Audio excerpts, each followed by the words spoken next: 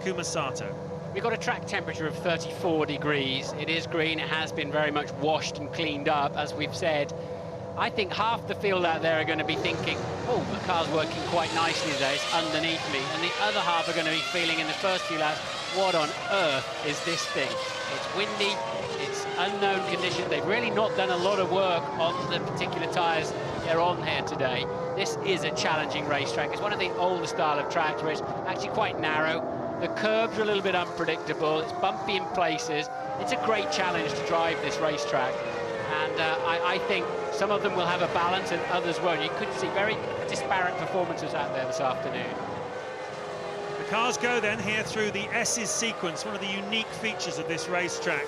Certainly it's one of the most challenging sequences of corners of all of Formula One. But there's only one line through there, and I was talking a moment ago about how the field spreads out here dramatically in the first few laps of the Grand Prix. That's because there is only one line through there. There's Jarno Trulli starting from the pit lane, having set no time yesterday in qualifying. He spun off the track, as did Thiago Monteiro. But as I say, it's that S's sequence of corners. That's the reason why the field spreads out so much in the early stages. As Martin was saying, the track is green. All the rubber has been washed off. And one of the stories, I think, today will also be how the drivers are able to manage their tyres, because some will have more degradation, more graining with the tyres, and how long that phase lasts, how quickly the tyres come back afterwards will be critical. Yes, they're all on brand spanking new tyres, and that's different to normal, because usually, of course, they've done an out lap, a hard qualifying lap, and then an in lap, and then the lap to the grid that they've now done on these tyres as well.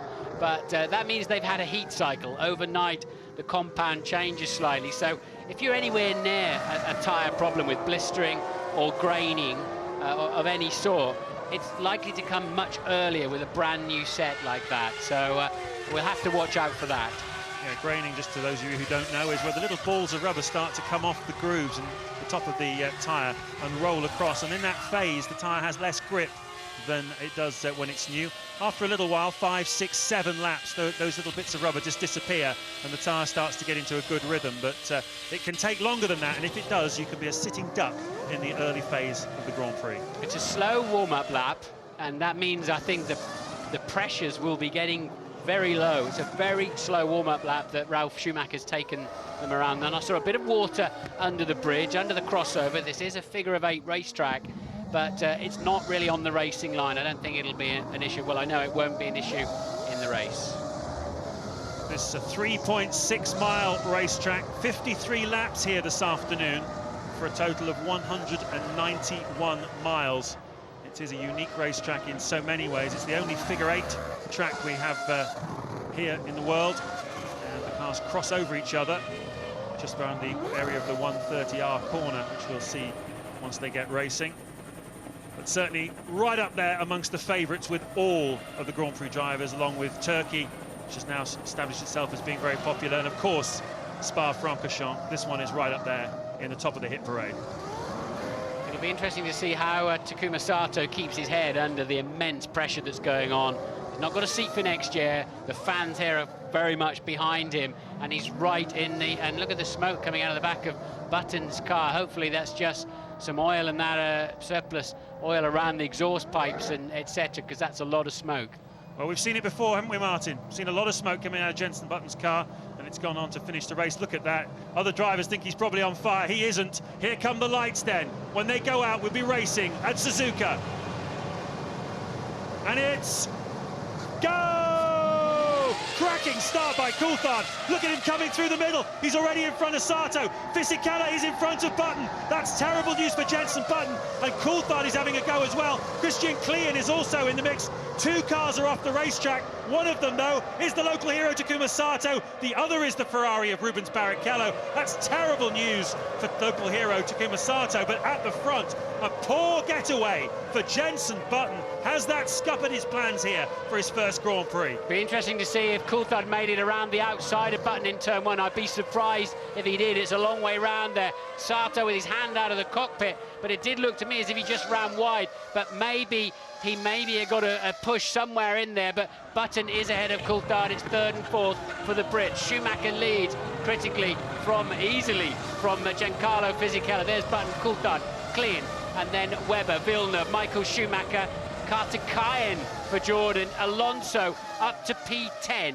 Alonso P10? Michael Schumacher, did you see that pass he put there on Jacques Villeneuve? There he is, Michael Schumacher. There is Villeneuve. A lot of action here. We're looking at the leaders, which is a shame because there's all manner of stuff going on behind, and we should certainly watch the chicane. That's a Barrichello with a puncture, for looks like it, to the left rear tyre. But Alonso has gone from 16th on the grid up to 10th place. Someone's off there, one of the Red Bull cars. Clean. But he manages to get back on this now instead of gravel there. And look at Alonso, he's just flying through the pack. I think he's up to about 7th already. And a McLaren, Kimi Raikkonen, straight across the chicane. There's a route back on. But look at them, they're streaming past him. Bad mistake there. And there's a car heavily in the barrier on the left-hand side. It's the McLaren, it must be Montoya. Montoya off the road, 2 wheels missing, look. And a big shunt, he'll be okay. Surely the safety car will have to be out there to recover that. It's in a critical position in terms of the exit of the triangle chicane. Safety car is standing by. It must be deployed, surely. And that will help also those coming through from the back, although one of them from the back is heavily in the hedge. Well, this changes everything. It changes everything from the Constructors' Championship point of view, because one of the McLarens is definitely not going to score any points here this afternoon. But also it means, as Martin said, with the safety car standing by but not yet deployed, if they put the safety car out, that will really help Alonso and Raikkonen. It's been deployed now. That's great news also for Rubens Barrichello here, who has come down having a puncture. He makes a pit stop. Looks like other mechanics are ready. McLaren and BAR as well, ready for their drivers. So many mistakes on the first lap. We've seen exemplary driving this year, brilliant driving by this field of world-class Grand Prix drivers. But I think a lot of these incidents, James, were all about cold tyres and very low pressures after that slow warm-up lap. Yeah, well, we said it was going to be part inspiration and part improvisation, this Grand Prix. A lot of unknowns, and it seems to have caught a few people out. We will be back in a moment when the safety car comes in. This is lap 4 of the Japanese Grand Prix here in Suzuka. We're under a safety car situation because Juan Pablo Montoya has had a heavy accident. You can see at the top right of your screens where you could, a crane just moving that very badly damaged McLaren away from the racetrack. That's why the safety car is out. It appears that, well, let's have a look from the start line what happened to Takuma Sato involved in an incident. This is the view from the back, though. Look at the progress of Alonso and Raikkonen there. Yes, the Minardis just basically didn't move. Alonso steaming through. He's already up to 8th from a 16th grid slot. And Ralf Schumacher leading behind. And this then is Takuma Sato in the first one. He ran wide himself as he was busy collecting it up. Rubens Barrichello, and here Montoya at the end of the first lap. He'd put himself on the outside of Villeneuve there. Maybe Villeneuve just didn't know, frankly. On board again with Sato into turn 1. Another replay, he understeers wide, so he's already in trouble. And now, look, Barrichello does the same and just whacks his right front. It's Barrichello that took a left rear puncture. He's rejoined the back of the snake behind the safety car, has Barrichello. Sato is currently just 18th, 1 place ahead of him too. So lots of drama on that first lap. And Louise, amazingly, has already found Juan Pablo Montoya. Juan Pablo, that was short, not very sweet. No, it's pretty sad, you know. But, 3 cars in front of me missed the chicane. I think it was Villeneuve came out in front of me, really slow, and I went to pass him around the outside, and he just pushed me off the circuit. So just squeezed you off, basically? Yeah, just, he missed the chicane, come out really slow, blocked me right, so I went left, and he just ran wide into he went into the wide line, and I ran out road. It was a very slow formation lap, and you were all starting the race on brand new tyres as well. Do you think that could have caused Jacques any kind of problem that would have led to it? No, actually, new tyres, you got more grip. Thanks, Juan Pablo. Well, I'll tell you what, they've got some history, haven't they, those two as well. That's what's happened off the grid. You can see Alonso up 8 places, Michael Schumacher up 7. Both of these world champions showing their class and cutting through the field. Raikkonen up 5 places from the back. Montero's done a good job as well from the very back of the grid to get himself up into 15th place. Jarno Trulli in the Toyota, you can see, is up from 19th to 17th. Sato and Barrichello, the 2 big losers. Montoya obviously out of the Grand Prix. Just to clear it up, Sato and Barrichello have both been into the pits.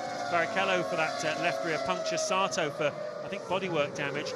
We didn't see what happened in the refueling sense in terms of whether they've changed their strategy, but certainly those 2 men have been in the pits. So the order at the moment then, is Ralf Schumacher the leader, Fisichella second, Button third, fourth David Coulthard, fifth Mark Webber in the Williams, sixth Christian Klien, seventh Michael Schumacher, eighth Fernando Alonso, ninth Jacques Villeneuve, and 10th Pitsonia, with Raikkonen in 12th place.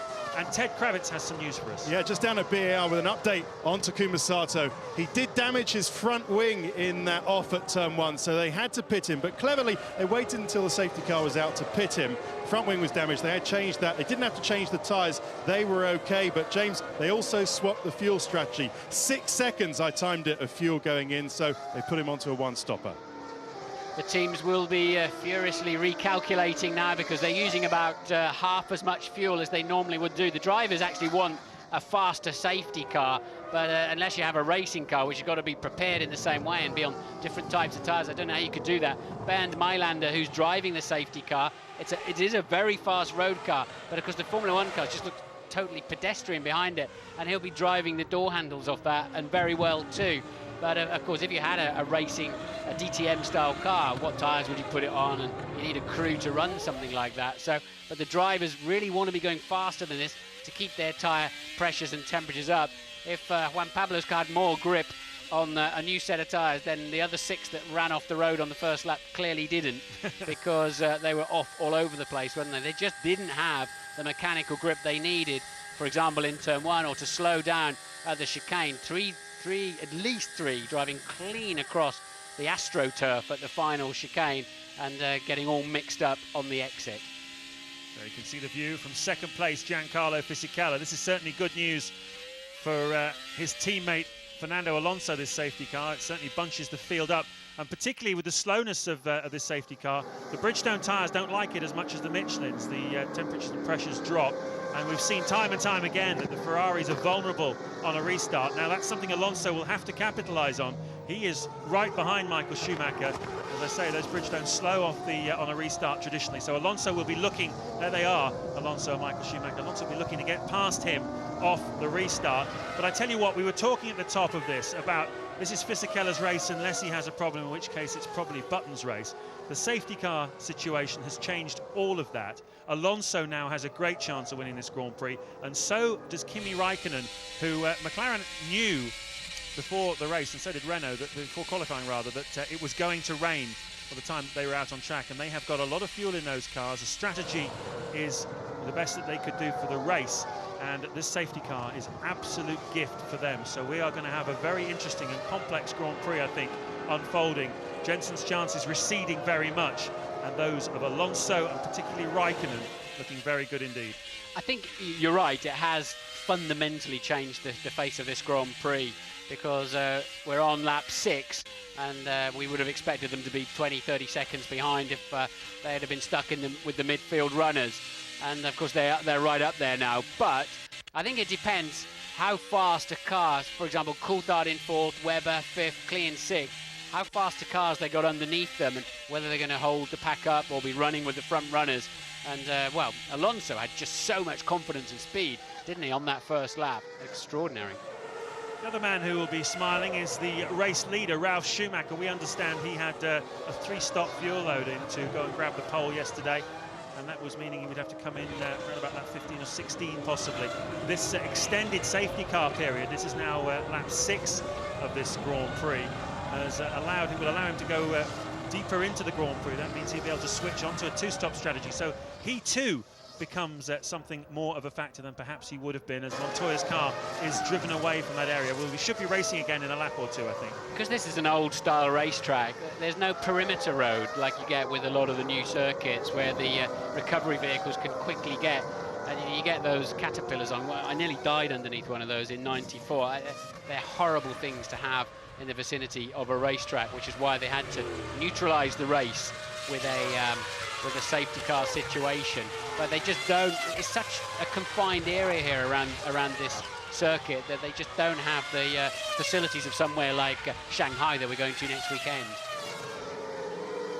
So we're under a safety car for those of you just joining us after the accident involving Juan Pablo Montoya in the McLaren Mercedes, which certainly puts a different complexion on the Constructors' Championship battle. 2 points the margin between McLaren and Renault, but we've got 2 Renaults in the field in 2nd and 8th place currently, both of them therefore in the points, and only one McLaren, that's Raikkonen, who is down in 12th place at the moment, so he has got to step up now and score as many points as he possibly can to take this championship fight to China. But certainly both sides, Martin, were saying going into this Grand Prix, a non-finish by one of the 4 cars involved in this battle will mean it almost certainly hands the championship to the other. It's looking good for Renault, isn't it? They're 2nd and 8th already. Barrichello pits. Clearly they're going to refuel him and hope he'll be getting right up to the back of the pack again before they're released. No doubt about that. So they'll be changing the strategy for Barrichello to try to bring him into play later on in the Grand Prix. It's a no-brainer. He's last anyway, effectively, so he may as well do that and get himself a heavier fuel load. They can't change the tyres, of course, otherwise if they could have, a new set of warm tyres that were fully up to pressure would have given him such a car on the restart as we used to have, but he doesn't have that luxury. I think this lot are going to find themselves with a real handful. This has been a long safety car period. It's been now 5 laps of lapping at 2 minutes 37 instead of 1 minute 32. So that's how much slower. They're full minute a lap slower, and the temperatures and pressures just fall away. Therefore the ride height falls away as well. The pressure of the tyre is a fundamental part of the ride height of the car and the spring rate of the car, and they start crashing into the ground. They'll be a real handful now for a couple of laps. 2nd year in a row that Rubens has had a nightmare here in Suzuka. Last year he qualified outside the top 10, as I said before, got badly held up in the early part of the Grand Prix and eventually retired from it. This year he's already pit stopped twice and is last in this Grand Prix. We're hearing from Ted that Ferrari down in the pit lane, that Ferrari may be concerned about the left rear of Rubens Barrichello car, the one that slapped the right front of Takuma Sato. And well, let's hope it's secure enough. I would imagine they just want to keep having a look at it and checking it. But you would normally, I'd have to say, it would be the right front of Sato that would brake before the left rear of the Ferrari. It just depends on the angle that it made contact. Ralf Schumacher slows them all down. The safety car will be making his way towards the pit entry now. He's got to try and judge this. This is the fastest part of the racecourse, the point at which the track crosses over, right underneath where they're going now. And now here he goes. Ralf Schumacher hits the gas. They cannot overtake each other until they cross the start-finish line. No one is allowed to pass in the chicane, but it looks to me like Ralph's done a very good restart here. Look at the gap already over Fisichella. But what about Alonso and Michael Schumacher? That's going to be absolutely critical. The battle for 7th place, because that Ferrari will struggle from the restart. And here we go. It's in fact Schumacher attacking Coulthard. Alonso was not close enough, and Schumacher dives down the inside. That's amazing. That really bucks the trend of what we've seen so far. It's clearly passed. I beg your pardon, he's gone past. So Schumacher up into 6th place, and Alonso now has got to get past Christian Klien. It was odd. Both Red Bulls seem to be slow to respond to that. I don't know if it's the drivers of the cars or what, but both Coulthard and Klien appeared to drop back a little bit. But Ralph timed it perfectly. Fisichella just about kept him honest, though. Button 4/10 behind at the first sector point. Coulthard 2.2 down, though. So Coulthard, Webber, Klien, Michael Schumacher and Alonso in very, very close company. And we're on the back of that queue with Alonso. Not even full throttle into the hairpin there, as he's just wondering and finding out where the grip is. Fantastic racing here at Suzuka. Alonso then chasing Klien at the front. Ralf Schumacher still leading. Remind you that he's in the updated Toyota. They've come here this weekend with a new specification car. It's a new chassis, completely new front suspension and aerodynamics, and it's got a lot more front-end grip. That's the reason they brought it. It also lasts longer through a Grand Prix. It's faster over a Grand Prix distance. That's the idea. Mike Gascoigne and his team out in Cologne have worked very, very hard on this car. They're doing a car every two-thirds of a year. Here comes Alonso having a go at Klien around the outside into chicane. No prisoners taken there. He'll have to give the place back to Klien there because he cut the chicane. But Klien takes it back. Well, he will take it back down the straight. Yeah, Alonso, Klien did the only thing he could, and that's stay to the right-hand side. Now Alonso's going to have him back down the pit straight. And so you can actually say he had a slight advantage by coming from up high there, but he did all the right things, gave the place back and then snatched it straight back again and put himself into play with Michael Schumacher. Very intelligent driving, very quick thinking from Fernando Alonso, no doubt helped by Pat Simmons and the team there on the Renault timing stand, just letting him know his obligations. But he did it very neatly and tidily, and then was able to repass Klian legitimately into turn 1. Alonso then up into 7th place.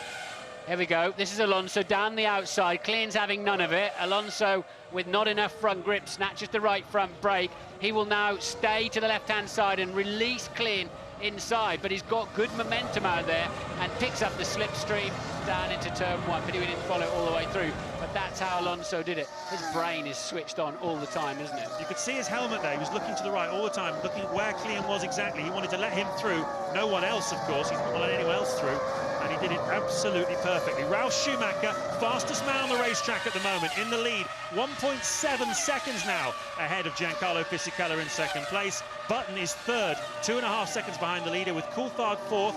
Weber in 5th place for Williams. 6th, Michael Schumacher closing on the Williams. Klian is 7th with Alonso is past Klian in 7th place. Klian down to 8th, Villeneuve 9th and Pitsonia 10th. Alonso is just mighty fast. He's closed immediately up to Michael Schumacher. Took a second out of him in the rest of that lap after he'd passed Klian, and just wandering around down the straight, having a look to see where Michael's attention is. And Alonso is absolutely flying, but so is Ralf Schumacher up front. His lead 2.1 seconds over Fisichella now. And so is Kimi Raikkonen. He's very quick indeed, and he has just got past Felipe Massa. So Kimi Raikkonen up to 10th place. He's got past Pitsonia as well. Raikkonen's on the move here.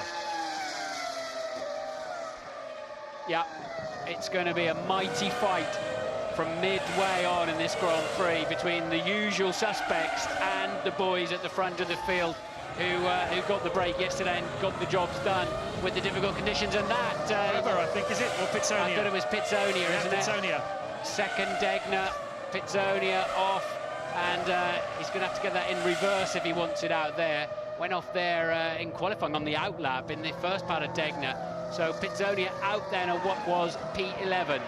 Yeah, that's let Felipe Massa through up into 11th place, but Alonso is going to have a go at Michael Schumacher fairly soon, I think.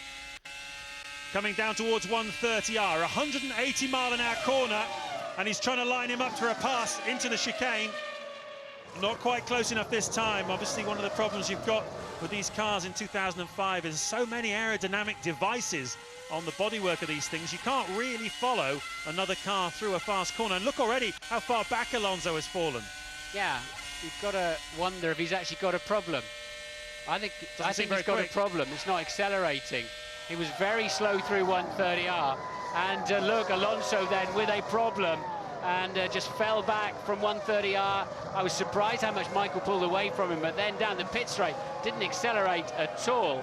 And why would that be? He's not letting himself back past Klian again, is he?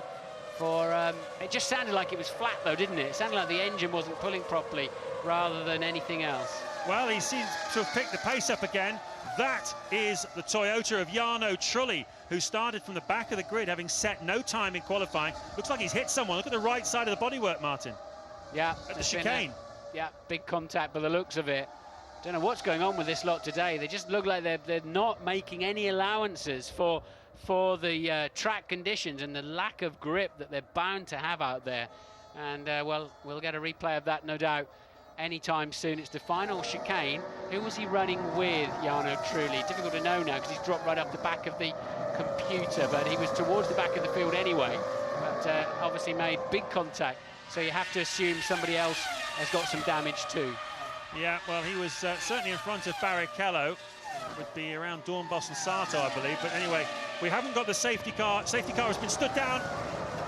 Alonso, I think Alonso re-let Klian past. I think they had an email onto the pit wall from Charlie Whiting, the race director, to say, hey, you know, you've got to let him go fully ahead. You can't just let him sneak past and re-nail him back again. So now he's having another go at the inside. But Alonso does not have a problem. I was right first time around. He was. I think that there is a communication system there, and now Raikkonen is right up behind him. So I think they've been told, hey, that wasn't quite the way it should be. You've got an unfair advantage there. You've got to let him back through. Well, that's amazing, isn't it? That's clearly what's happened here. Alonso letting Klian go past. There is a question mark, though, because that's the yellow flag zone that Klian went past. That's where Trulli went off. It was Sato having another incident then, look, locking his brakes, driving a Honda, driving into the side of a Toyota. In this case, it's the two second string, if you want to call it, in this Grand Prix anyway, drivers, Trulli and Sato. At the front, we've got Toyota leading from Renault and Fisichella, and Button in the second Honda at the front. But I'm interested because it looked to me that that's where the yellow flags were, Martin, for the Trulli incident. And that's where Klian repassed Alonso. You're not allowed to overtake on the yellow flags. Well, I think they've got iron girders on the front suspension of Takuma Sato's car. I cannot believe his front wheel didn't fall off at that. It had 2 or 3 bites at the side of that Toyota, didn't it? And he's already had a whack on the right-hand front corner from the Ferrari. Ted's got more news. Yeah, I'm down at Renault. Unbelievably, it was a miscommunication, a mix-up between the FIA and Renault. The FIA radioed the Renault pit wall, said, I'm sorry, Alonso's got to let Clean past. They said he's already done it. He said, no, let him past. So Alonso let Clean past. Then the FIA come on the radio again and say, we've changed our mind. Well, he's just got past him again, Ted.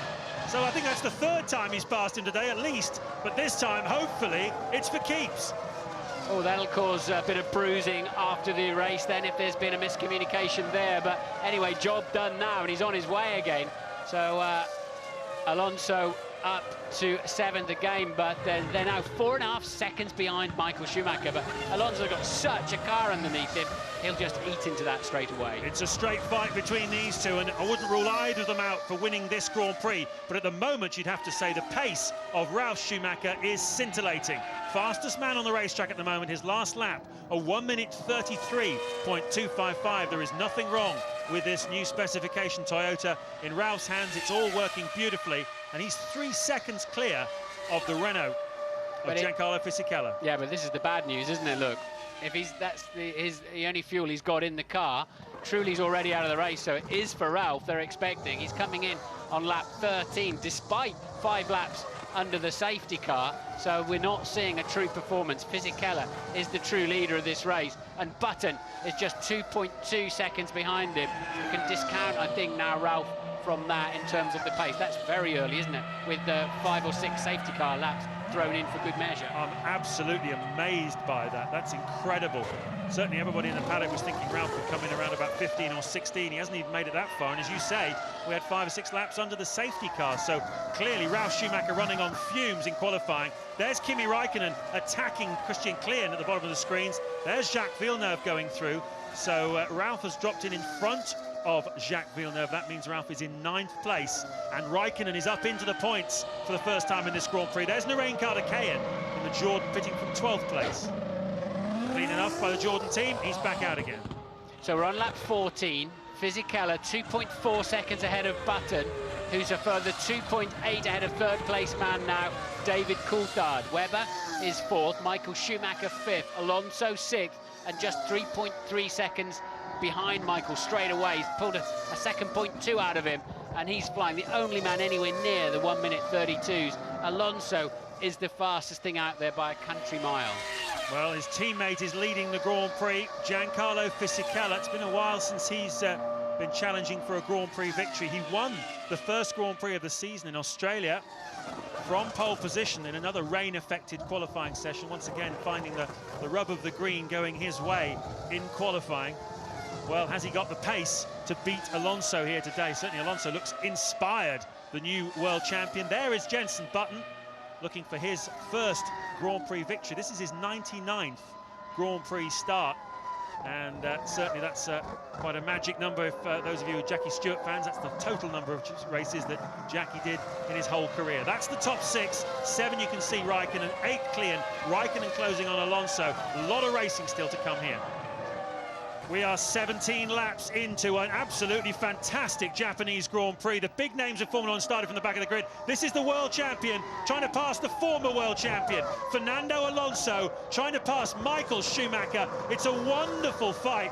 And, well, Alonso was right with him a few laps ago. Then a misunderstanding between the FIA and the Renault team meant that Alonso had to go back let Klein repass him. That lost him about 5 or 6 seconds. He's got through all of that phase. He's now right back on the tail of the ex-world champions Ferrari. And meanwhile, right behind them, the fastest man on the track is Kimi Raikkonen in the McLaren, who also started from the back of the grid. We've lost Juan Pablo Montoya to an accident. Pizzonia is out of the spin. Trulli has crashed out as well. It's been a highly eventful first 16 laps, and there's a long way to go yet. Fernando Alonso's going to find himself in a do-or-be-done position shortly because Raikkonen has suddenly come alive. The only way Alonso's going to get Michael Schumacher around this track is follow him through the 190-mile-an-hour, 130-hour corner and drill him up the inside into the final chicane. He's struggling to follow closely enough through the final part of Spoon, so he's already a bit down, and he's not as close as he was last lap around. But Alonso will pick up the slipstream of the Ferrari. He's got to keep the throttle pedal nailed to the ground, and he's not close enough this time to have a look at Michael. Nowhere near, in fact. So Alonso really struggled in the Spoon corner that time. Michael went too deep into the chicane, though. Can Alonso punish him for that down into turn one?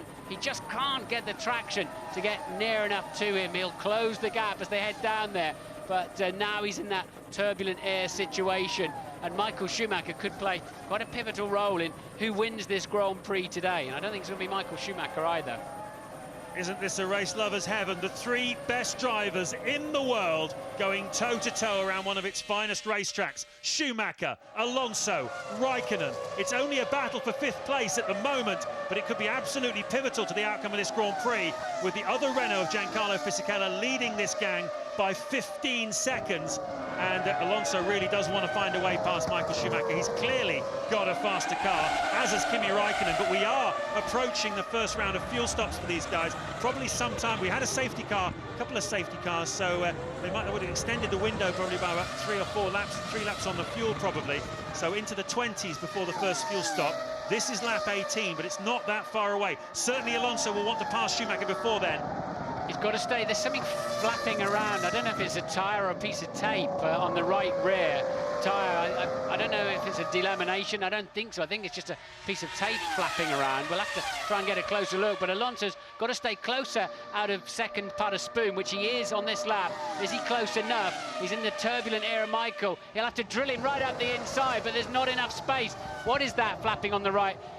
We think it's tape. I think it's tape rather than tyre. Yeah, they put tape over the cracks between the bodywork just for aerodynamic effect, and obviously they make it the same colour as the bodywork. In that case, it'll be blue. Here comes Alonso down to turn one.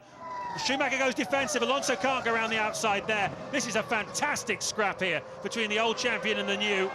We've been waiting all year, haven't we? One way and another, with engine changes, 10-place drops, whatever, people being cautious, and for the World Championship stakes, and now all the gloves are off. They're going for it full time. Michael Schumacher placing his Ferrari on all the right parts of the racetrack, but they're now lapping slower than the leaders. They're 16 seconds adrift of Fisichella now, who's 4 seconds ahead of Button in second place. Coulthard's going well, lapping at the same pace as the leaders in P3. The Red Bull is hooked up for the Grand Prix. Certainly Coulthard's strongest race for a very long time. There goes Thiago Monteiro in the Jordan from 12th place. He goes back out on track. He's having a great scrap with his teammate Narain Karthikeyan. Also a great scrap between the two Sauber drivers. Villeneuve at the moment is in front of Massa, 10th and 11th.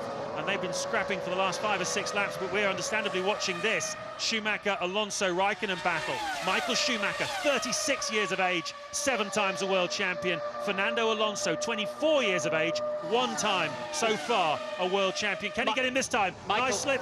Michael hit the ground very hard there, James, and I thought he was going to be struggling for grip on the exit of 130R, but Alonso just can't get close enough on the exit of Spoon Corner. A mile earlier is where the damage is being done, and Michael knows exactly how to place his car down into the first corner. Still there in the late 1:33s, and the leaders now buried in the 1:32s. They're 17 seconds adrift. It's what I said about Michael Schumacher having quite a key factor in who's going to win the Grand Prix today, because this is holding up Alonso and Raikkonen badly. 6 times a winner of the Japanese Grand Prix, Michael Schumacher. He's had some big days around this racetrack. World Championships clinched, certainly in 2000, if you remember, and also in 2003, where he limped home in 8th place, but nevertheless clinched his fifth World Championship. Well, here today, he isn't going to be a factor, but he is playing a factor in the outcome because he's certainly holding up Alonso at the moment. Fisichella leading Button now by 4 seconds. Pit stops are coming around. Coulthard third, Webber fourth for Williams. We haven't seen him all afternoon, but he's having a terrifically strong run as well. What about that? Renault pitting quite early on. I thought they'd be into the lap 20s, and that's going to put a smile on the face of McLaren, because I'm sure Raikkonen is fueled quite a bit longer than that. We believe it's for Fisichella, the current leader, and then Michael goes to the inside, tries to block the line into 130. Oh, my word! And Alonso having none of it, straight around the outside, and now Raikkonen has got a chance too.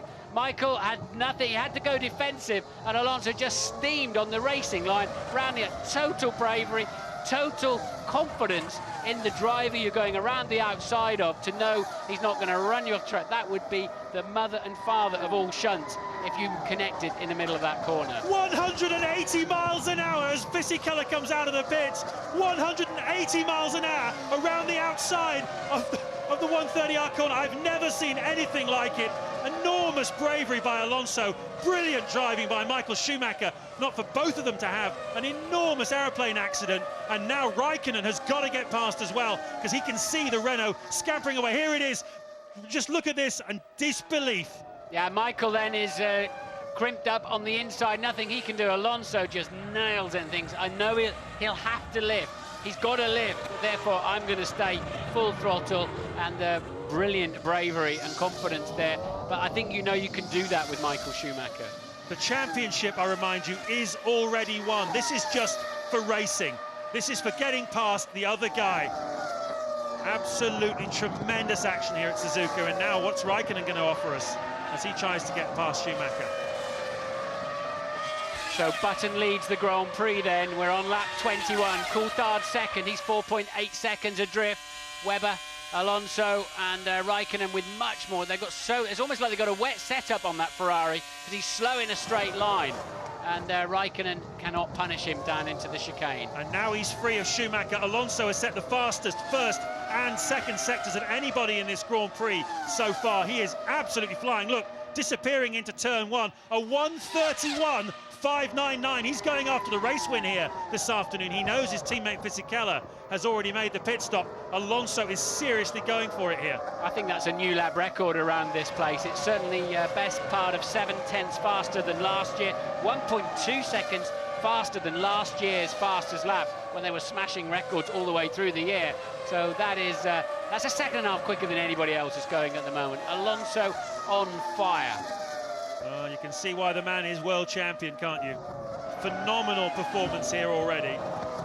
There he is in his Renault, chasing. He's up into fourth place now then. He's 5 seconds behind Mark Webber. There you can see the story as Raikkonen gets right up close into the hairpin behind Michael Schumacher. They're now 15 seconds behind race leader Jenson Button. So Fisichella didn't carry that much fuel in qualifying yesterday, but take nothing away from him. The conditions were difficult for his qualifying lap. It was still a stunning performance, but Coulthard's still out there. His lap yesterday looks absolutely heroic, as does the laps of all these people that are out there now.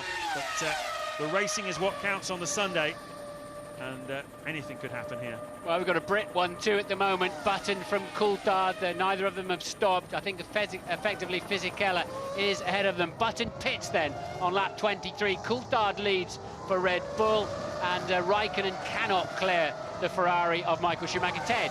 Tell you what, Jenson's got half a chance with this. He's just done 2 very good laps in the 33.0. That was quicker than Fisichella. The gap was 1.8. Oh, it's a lot of fuel, though, going in there. What is that? 11.7. Wow. Oh, well, he might not be so close to Fisichella with that as he would have been otherwise. Alonso pitted too then, but I think they were. It looked to me like the fuel rig didn't go on that easily in the beginning. When we just cut to that picture, Ted, I'm not sure that was all fuel. It just looked like the rig was struggling a bit to get on there. Coulthard from Webber then at the moment. Alonso pitted, so it's Michael Schumacher third, and that is Klein exiting the pits. He was P9. It's not the first time that Red Bull Racing have led a Grand Prix. David Coulthard led the European Grand Prix, but nevertheless a very competitive outing for the team, and particularly for Coulthard on a track he's always gone very well on. He's worked very hard on his attack to this Grand Prix, particularly the first sector, and certainly when he was paired up with Kimi Raikkonen, he showed him the way. Well, this year, Raikkonen is looking pretty strong as well, no doubt about that, but not as yet able to get past Michael Schumacher. That certainly puts that move of Alonso's in context. He knew he was coming in for a fuel stop in a couple of laps, and he still went round the outside of Schumacher into 130R, because he made up a few vital seconds by doing so. Raikkonen just being a little bit more cautious. Michael was very, very late on the brakes because he had to. Coulthard pits from the lead. Webber pits also from P2. So now this is there. Michael leads the race then from Kimi Raikkonen. And McLaren must get past the Ferrari to take advantage of their heavier fuel load than the Renaults. Otherwise, they're losing what they carried into this Grand Prix. This is a pivotal part. And look at that. Webber out in front of Coulthard. Bad news there for Red Bull. Webber's had a quicker pit stop as Villeneuve steams up behind them. That's pretty important for David Coulthard and Mark Webber, because Villeneuve has got further to go in this Grand Prix, so they've managed to get out in front of him. Villeneuve, we believe, carrying the most fuel of anybody into qualifying. Well, the man who qualified in 14th place, Michael Schumacher, leads this Grand Prix at the moment. Kimi Raikkonen, who qualified 17th yesterday, is in second place. What an amazing Grand Prix this is already. Well, what we know, they knew it was going to rain, these people that were in later on in the qualifying session, so they would have fueled accordingly. The weather forecasts were amazingly accurate yesterday, and Ted has further news for us. Absolutely, Martin, and trouble with Jenson Button's car. You were quite right, it was a long stop, not because of fuel, because the fuel filler cap isn't working. It's broken down. They had to get out a screwdriver and yank it open, and they team telling me that they'll probably have to do the same thing at his next stop. So, well, that might be crucial when it comes to the fight with Fisichella. Well, he lost 4 seconds as a result of that in that pit stop, and if it happens again, it'll be another 4 probably later on, so that's really hurting Jenson Button's chances of a podium here today, particularly with these guys on this form. Raikkonen on the right, Schumacher on the left. Raikkonen dives down the inside. There's no way through here. This is a single track road all the way up the hill. Yeah, the problem with turn 1 here is it's just an approach zone to turn 2, so you just steam in there really, virtually no braking. On a qualifying lap, I've seen Schumacher go through there absolutely full throttle in top gear, which blew my mind to watch it. But Raikkonen, he'll never get through there. But once again, he's another driver. He's got to stay close in Spoon to give himself a chance, because Michael's struggling in the second half of the straight, and he's hitting the ground too hard through 130R. But Raikkonen just can't get close enough to do anything about it. Well, several drivers have led this Grand Prix and have pitted. Fisichella has rejoined in 3rd place at the moment. Ralf Schumacher is 4th. Button is 5th. Mark Webber 6th, who jumped Coulthard in those stops as Raikkonen has a look down the inside. Is he going to have a go? He's thinking about it. It's the battle for the lead here. Neither of these men have made their pit stop yet. Neither has Jacques Villeneuve, who is in 8th place. And there's Juan Pablo Montoya.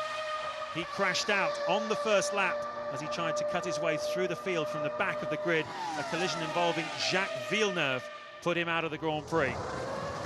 Well, what's interesting is that Fisichella has remained ahead of Ralf Schumacher. Remember, Schumacher led this race early on and pitted quite early, but in the pit stops and the intervening laps, Fisichella has taken what is a true lead of this Grand Prix before these two stop. But what was absolutely critical from Button's point of view, we heard from Ted Kravitz a minute ago that he had a sticking fuel valve, and he lost about 4 seconds. He is now 3.5 seconds behind Ralf Schumacher, and that means that if that had not happened, he would have jumped Ralf Schumacher as well in those pit stops, so he would be a net 2nd place after these 2 cars pit. And that's a very costly loss then for Jenson Button. He was not able to get in front of the Toyota. Massa pits. He's, where was he? 10th at the moment. Good scrap going on between Coulthard and the other Sauber, Villeneuve. They were 0.1 apart as they crossed the start-finish line. And Villeneuve yet to stop with a nice light car and fully temperatured and pressured up on the tyres. Schumacher just did his fastest lap of the race, a 32.7. Raikkonen did a 32.8, interestingly, and they're just 7 seconds ahead of Fisichella, who has already pitted, and the Ferrari mechanics we hear are out in the pit lane. Well, it's a pretty important time in the Grand Prix from Kimi Raikkonen's point of view. He wants a bit of clear air now without Michael Schumacher in front of him. because he wants to be able to rejoin in front of Webber, Coulthard, Villeneuve and Alonso, who are about 20 seconds behind him at the moment. He needs to make a few more seconds before making his own pit stop, and he'll leapfrog all of those guys when he makes his first stop. Michael Schumacher dives in the pits, so does Raikkonen. That's amazing. This is as far as he can go on the fuel. He didn't really want that. Let's a pit stop race now between the two teams. Surely they'll short fill the McLaren to ensure they're out. It's a tricky pit lane, down quite a steep hill. You go across a rain gully, and you have to be so careful not to overshoot. They've just got to short fill that McLaren and get him going again. Otherwise, he's away first, and surely he's going to beat Mikey. Now he's got a long way to go. Michael's got away first, and well, that is critical for the race. And look, Webber goes through, Coulthard doesn't, so Coulthard's lost another 2 places there, but Alonso was way back there as well, wasn't he? So these two have cleared Alonso. They have, and I think Alonso passed Villeneuve into turn 1 just as those cars emerged from the pit lane. So that's Alonso up into 7th place then, and making good progress, but Raikkonen, crucially, is in front of him on the racetrack. He was behind him early on. Michael Schumacher was passed by Raikkonen, but now Alonso has been jumped by both of them by staying out longer. That's the top 8 here. What a great Grand Prix. We are halfway through one of the most thrilling Grand Prix of the 2005 World Championship. Any one of a number of drivers could still win this Grand Prix. It's certainly all been happening here. Sato off the start line colliding with Rubens Barrichello, but a much bigger shunt on the first lap involving Jacques Villeneuve, who appeared to push Juan Montoya certainly quite wide. Montoya lost grip and hit the wall. That brought out a safety car. In the early stages we had Ralf Schumacher leading from Fisichella and Jenson Button third. Fisichella was able to jump Ralf Schumacher in the pit stops. He now leads this Grand Prix. Ralf Schumacher stayed ahead of Jenson Button. Mark Webber's having a strong afternoon in 4th place for Williams, but from the back of the grid, Michael Schumacher, Kimi Raikkonen and Fernando Alonso have been mesmerising. At the moment, Schumacher is the front driver of these trio. They're 5th, 6th and 7th. But earlier on, Martin, we saw probably one of the best overtaking manoeuvres I've ever seen, certainly one of the bravest, where Alonso went round the outside of Michael Schumacher into the 180-mile-an-hour, 130R corner, and is absolutely scintillating. Yeah, I've seen it happen from the cockpit. Sadly, it was Piquet going around the outside of me when I was in a Brabham, and he was in a Lotus. But you do get pinched. And this Raikkonen finally getting past. Raikkonen getting past Michael Schumacher. Alonso is just behind them. So a big swap around. Alonso having to pit earlier. He lost out. He was the man at the head of this trio. Now he's at the back of it. Michael Schumacher under siege all day, and with the widest Ferrari you'll ever see, placing it just where he needed to. But every so often they're catching him out, and Raikkonen has done that now, and that is crucial. He can now get away, and Alonso knows he's got to snatch that place from Michael Schumacher immediately to stay in touch. Fisichella leads from Button. Button's slow at this phase of the Grand Prix with a good fuel load on board, and we know he lost time with a sticky fuel flap. There is Sato exiting the pit, but look who's going well behind him. Mark Webber is closing Button down very, very quickly, and he's running P3 at the moment with a solid amount of speed. Michael Schumacher was 4th, it's now Raikkonen, so Schumacher's 5th, Alonso 6th. Coulthard had been passed by Alonso the lap before this. He's 7th. Well, actually, that'll be, 7th at the moment for Coulthard. Ralf Schumacher back to 8th, and he's having another look at Michael now. Surely he's got a chance up the inside of the chicane, and I thought he might duck up there early, but it'll be a bit slippery in there today, as we saw on the first lap. Well, he's got it all to do again, has Alonso. This is a complete reversal of what happened before. Alonso was trying to pass Michael Schumacher with Raikkonen behind him. Now Raikkonen has got past Schumacher and broken free already. Alonso has got to catch him up. He's got to try and not lose too much time to Raikkonen here. There's been a reversal here. It's gone in Raikkonen's favour. That's certainly not been the story of the 2005 championship. Here's a replay of Raikkonen going past Michael Schumacher. Well, he got so much momentum, look, finally he could pinch Michael to the apex, and look at that lovely feeling of slipstream. It's like you get another gear. Somebody's thrown another cylinder behind you. Off he goes. Look how calm it is behind the wheel, and he knows now he can just sweep in on the racing line, and Michael will have to yield. But Schumacher valiantly fighting that Ferrari today, but he's under pressure, isn't he? Fisichella leads Button by 13.8 seconds now. Button still buried in the 1 minute 34s. Webber 3rd, Raikkonen is flying, just 17.5 seconds off the lead. Raikkonen, having now cleared that Ferrari, could still win this Grand Prix. Oh, I think he very much could win this Grand Prix. Alonso knows that, and he wants to be the one that wins it too. He's got to get past Michael Schumacher, because he is now 20 seconds behind his teammate Giancarlo Fisichella leading this Grand Prix, and that's basically a pit stop in Fisichella's pocket. So to have a chance of winning this, Alonso has got to get past Michael Schumacher very soon indeed. He can see Raikkonen driving away from them. Raikkonen now 3 seconds clear of Schumacher. It looks from that camera angle, doesn't it? He should just slip up the inside of him, but Michael is the last of the late breakers in there, and he was managing to hold off both of the young chargers. But Ralf Schumacher pitted it for his second time in the lap, led the race, remember, from pole. He's on a rather strange fuel strategy, running the Toyota Light all day, it seems. He's now back in 8th place, having made 2 stops in the first 28 laps for fuel. Yeah, it's the interesting thing. We were saying that the safety cars actually played into his hands. If he'd wanted to switch into a 2-stop strategy, he could have done that. The penalty of carrying a light fuel load at the start seemed to have been negated by the safety car, but well, it seems that Toyota is sticking with the plan and keeping a 3-stop strategy, but it doesn't look as though it's going to help him here today. And well, I'm sure there'll be a good reason why. Well, at the moment, the question you'll all be asking is, how much time is Alonso losing here to Kimi Raikkonen? I can tell you, Raikkonen's last lap of 33.3, Alonso's at 34.9. He is losing 1.6 seconds a lap to Raikkonen while he's stuck behind Schumacher. 2 mistakes in 3 corners for Fernando Alonso. He's getting a bit ragged and frustrated there now, and he'll be somewhat confused, I think. That of course he pitted early, they ran longer, but I think he'll be very surprised when he saw them come out of the pit lane quite a long way in front of him, where those positions got swapped around. But this is where he's faster than Michael. Michael's got obviously carrying more wing or something, and then he's in the dirty, turbulent air at 180 odd miles an hour. Now he's got to slip up the inside. Go on, surely. go on. Oh, and Michael has gone very deep again. Can Fernando get a cleaner run? Because Michael's got to turn harder right now as they come onto the pit straight. Fernando's got a much better chance this time of getting down, doing a Raikkonen, getting down the outside, and he's just got to storm in, don't lift off the throttle, sweep in and steal the racing line. Schumacher had no defence there.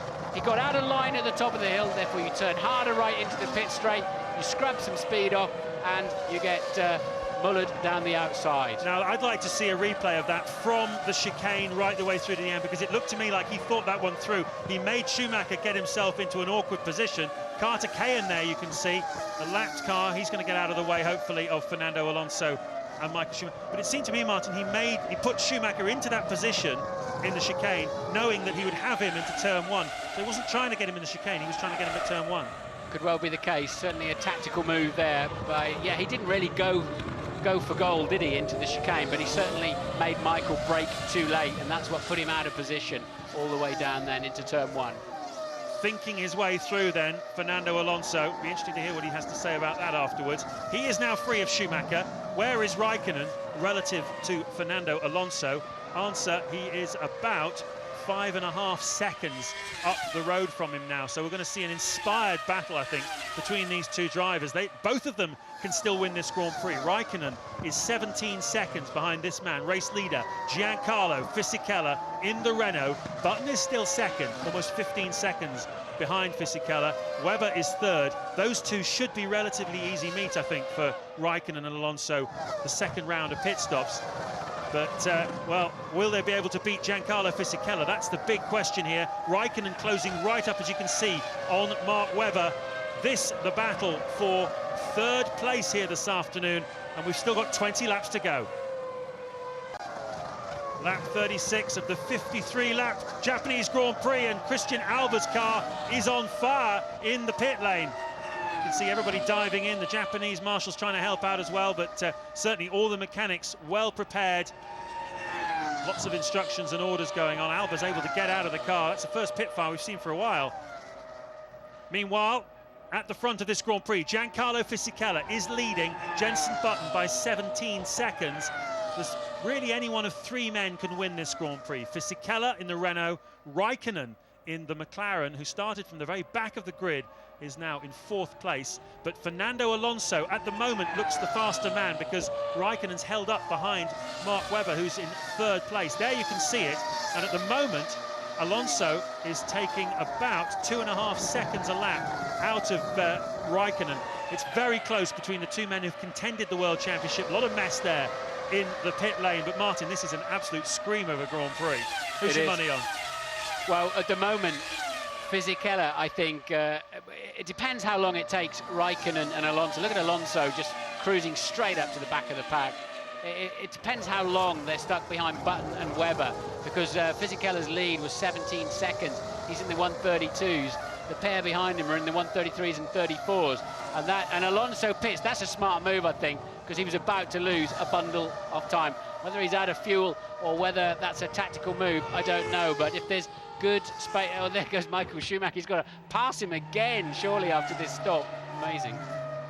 Well, he's pretty much on target. Maybe they've brought him in slightly early so he doesn't lose any time. Certainly, Raikkonen's strategy is being a little bit compromised by being tucked up behind Button and Webber, whereas Alonso's lost no time really there, so he will have to push on now. If Raikkonen can get clear of these two and get some clear air, then he'll be in clover. But, well, last time round, Raikkonen pitted 4 laps after Alonso, but he took on a little bit more fuel, so he'll probably come in, I would think, 5 or 6 laps from now, Martin. Well, I wonder if McLaren will cover that Renault pit stop by pitting Raikkonen, because he's clearly losing time, isn't he? And he doesn't look in danger of passing this pair in a hurry. So McLaren might be feverishly working out, do we have to cover off that Renault stop? Certainly would be a smart move. If he was to come in now, he would be able to get back out again in front of Fernando Alonso, who's got a heavy car. And that would certainly appear to be a good idea. Alonso was getting quite close to the back of Raikkonen. He's about 1.5 seconds behind him, so it would be pretty close. You'd have to have very good in-laps and out-laps for Raikkonen, but it might be a good thing to do. Here we go then, looking at it on board from the BAR Honda of Jenson Button. The big news this weekend, Honda have acquired now all of the BAR team. They were 45% shareholders, but in a deal announced on Tuesday here in Tokyo, they will take over at the end of this season ownership of this team. They're going to invest more money, and basically their stated aim is to take Jenson Button to the World Championship sometime in the next 5 years. So a huge boost for Jenson Button, coming on the back of him doing a deal to get free of his Williams contract and stay at the Honda team for the next 4 or 5 years. I understand the team will be called Honda as of January the 1st next year, and that's terrific news for British motorsport. This is Fisichella's race now, providing he doesn't have any problems. They're too far behind. They're 20 seconds adrift, and still Raikkonen hasn't cleared Button and Webber. And I think this the last 2 or 3 laps have pretty much put the game into Fisichella's hands. Louise has found Jarno Trulli. Well, Jarno, what are you going to say about that one? I think we have a dangerous person on the track. It's very clear from a few years. It's just causing a lot of problem, and we have to stop it. The federation has to take action.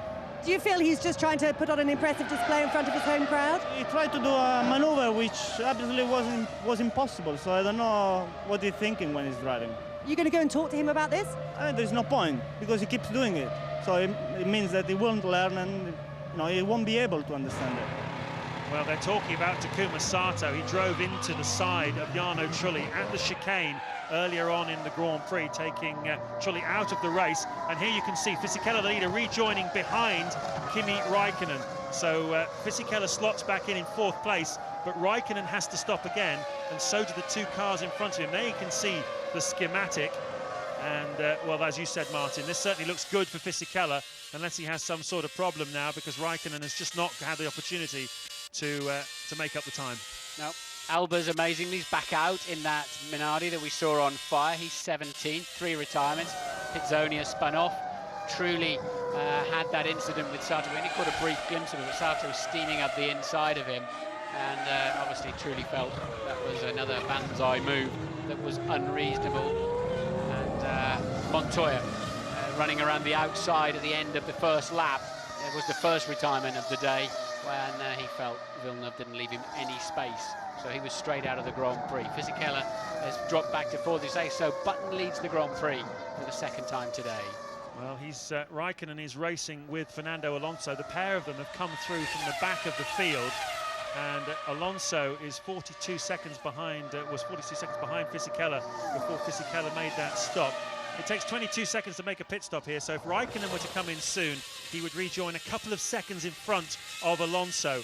So he's not making hay with a low fuel load because he's stuck behind Webber and Button, but neither is Alonso at the moment able to use the sort of pace, show us the sort of pace he'd need in order to be able to get past Raikkonen. Yeah, you're right. Raikkonen's doing the mid-33s, Alonso a 33.8 with the heavier fuel load, so he's not going to clear him at this stage. So at the moment, it's a very, very big fight for second, third, fourth and fifth, I think, at the end of this Grand Prix. Louise has been down to Minardi. Yeah, I'm down here at the moment. I've just had a word with Richard Baxter, the man on the who actually puts the fuel hose onto the car.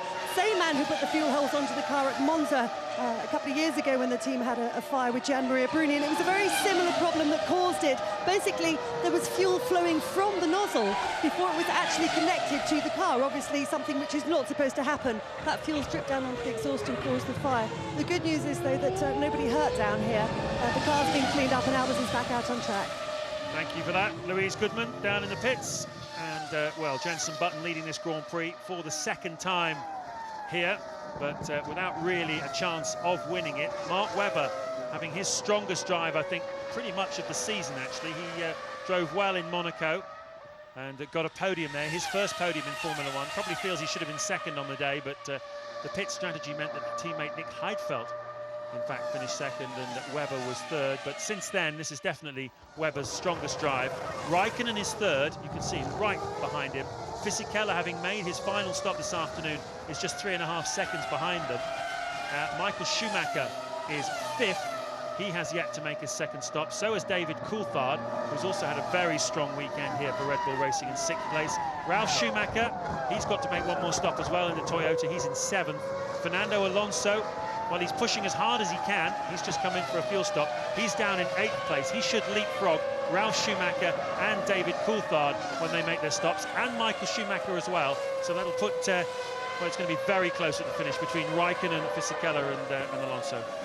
Fisichella's had a poor OLAP, a 1:34.7, so he'll need to pick that pace up. And then the Grand Prix, I still believe, very much in his pocket. A huge fight then is Button, Webber, Raikkonen, Michael Schumacher and Alonso for what I think will be second through sixth. I think they should be quite close together at the end of this Grand Prix. 3 of them are already. Certainly been a gripper. The BAR Honda team come out ready for a pit stop. I imagine that's probably for Jenson Button. He pitted first time round on lap 22.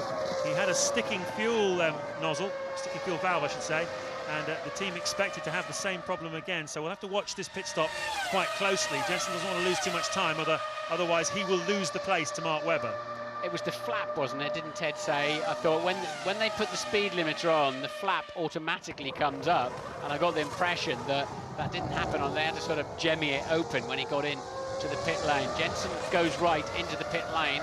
We'll keep an eye on it. We're on board with him. Let's hope we stay that way, although we won't see the fuel flap from there. Yeah, it's up, no problem at all, and Williams have covered that off as well with a Webber pit stop. So it's a straight fight between the two teams then. The two teams that have been fighting hard over Jenson Button services for the last 2 years, basically, and Webber's away fastest. Webber's away first, and he's going to take it. And he's going to take it. So that's amazing. Excellent pit work there from Williams. That's the second car they've cleared for him today. They cleared Coulthard's Red Bull earlier on, and Jenson will be gutted to see that. Especially seeing as it appears the fuel flap was open for Jenson Button. Disappointment in the BAR Honda garage, but fantastic pit work, as you say, by the Williams mechanics.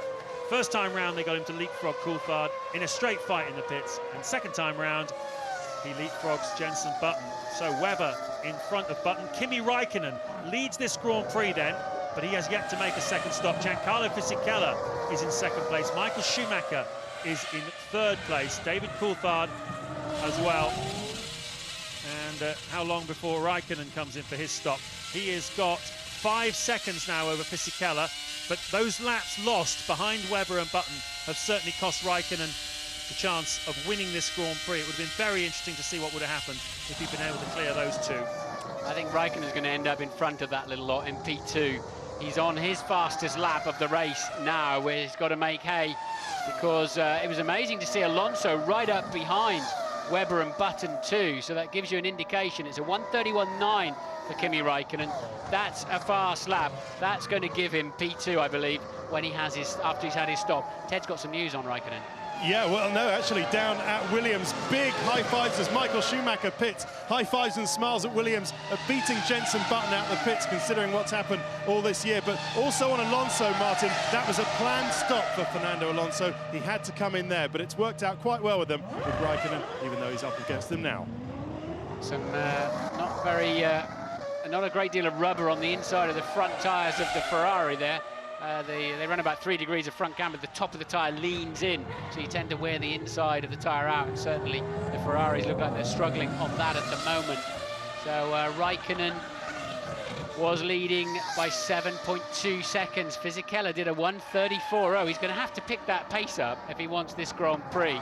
I know there's only a bit more than that to go. Now, Fisichella will get the hurry-up sign very soon, because he's not lapping fast enough with the pace this little man's running at now. Yep, certainly he's taking over 2 seconds a lap out of him. It's now 7.2 the gap. You need 22 seconds to make a pit stop here and rejoin in front, and Räikkönen's going to have to pit sometime in the next 2 or 3 laps, I reckon, so he's probably not going to have quite enough time. But that's not to say that once he rejoins the racetrack in the closing stage of this Grand Prix, he isn't going to be able to close up to Fisichella and attack him.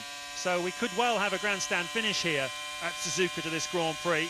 Certainly Kimi Räikkönen has been held up a great deal during the course of this Grand Prix by all kinds of people.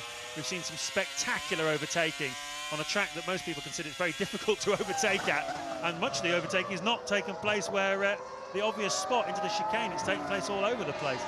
But here's Fisichella, pressure on him now. 8.7 seconds the gap. It's growing all the time. Räikkönen really pushing hard.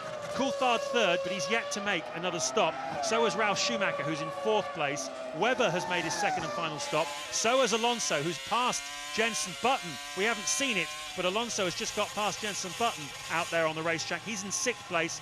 Button then having all kinds of problems after his 2nd fuel stop, dropping down into 7th place. So he's lost 2 places now, Jenson Button. But at least he got back out in front of Michael Schumacher. Massa 9th, Klein 10th. Another fastest first sector for Räikkönen then, and I'm sure they're telling Fisichella to get on with it now. He's 8.7 seconds behind. Räikkönen yet to stop, as is Coulthard in 3rd place. Just 8 laps to go in the Japanese Grand Prix at Suzuka, the penultimate round of the 2005 Formula One World Championship. We're about 250, 300 miles from Tokyo, only an hour and a half on one of the miraculous bullet trains that they have in this country. And what a Grand Prix we are seeing. Kimi Räikkönen has just made a pit stop. He is racing against Giancarlo Fisichella for the victory. Fisichella then is back into the lead. Räikkönen is 2nd.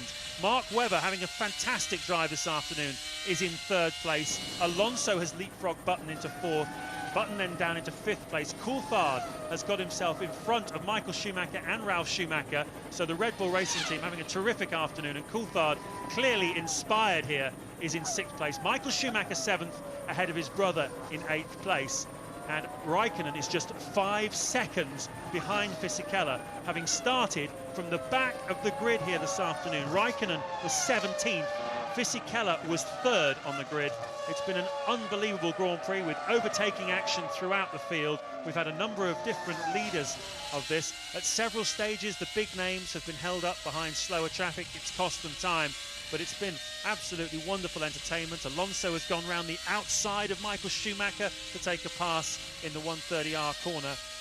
But anyway, that is the order in the closing stage of this Grand Prix, and I wouldn't put any money against Räikkönen having a go at Fisichella here. He's catching him 4/10 already in the first sector. Räikkönen was faster in the middle sector on his outlap by 7/10 faster than Fisichella on his outlap. He's absolutely on fire, and Fisichella's really been sleeping a little bit, I think. He had such a cushion, but he's been so slow after his final stop. It's all just ebbed away. And now Räikkönen, you have to say, amazingly, Räikkönen looks favourite for this Grand Prix. Alonso attacking Webber for the final podium slot. Button has slipped down to 5th, as you say. Coulthard passing Michael Schumacher. up to 6th, so we're looking at a 5th and 6th for the Brits. But right now, it's all about how quickly will Raikkonen catch Fisichella, and what can he do about it when he gets there. He is a second up in the first 2 sectors of this current lap, and he's another 2/10 up in the final sector too. So that's 1.2 in 1 lap alone. The gap down to just 4.3 seconds now. Absolutely scintillating end to this amazing Japanese Grand Prix. Alonso wants to get on the podium as well. He's lining up Mark Webber. There's an awful lot still to play for here. And just to remind you, not that long ago, we were talking about Fisichella enjoying a 20-second lead over Kimi Raikkonen. Raikkonen stayed out longer on his strategy than Fisichella. As you say, Martin, Fisichella was a little bit off the pace, having made that fuel stop for whatever reason. Maybe it's the car, maybe it's him. But now it's going to be an absolutely scintillating finish, and Ted Kravitz is standing by in the Renault garage. Yeah, and they're nervously, frantically talking to Fisichella on the radio, his engineer Alan Permain, telling him to push as hard as he possibly can. They've given him some more engine revs to try and just keep him ahead of Kimi Raikkonen. Meantime, absolutely assured calm down here at the McLaren garage, but crucial for Renault, James, because Alonso cannot seem to pass Webber. Well, we'll wait and see on that one, Ted, but let me remind you of the context of this battle, because the Constructors' Championship, the only thing left to play for in this World Championship, because obviously, as we know, Alonso has already wrapped up the driver's title. Well, Renault trail McLaren here by 2 points. So if Fisichella's leading this Grand Prix, that's 10 points. Raikkonen second, that's 8.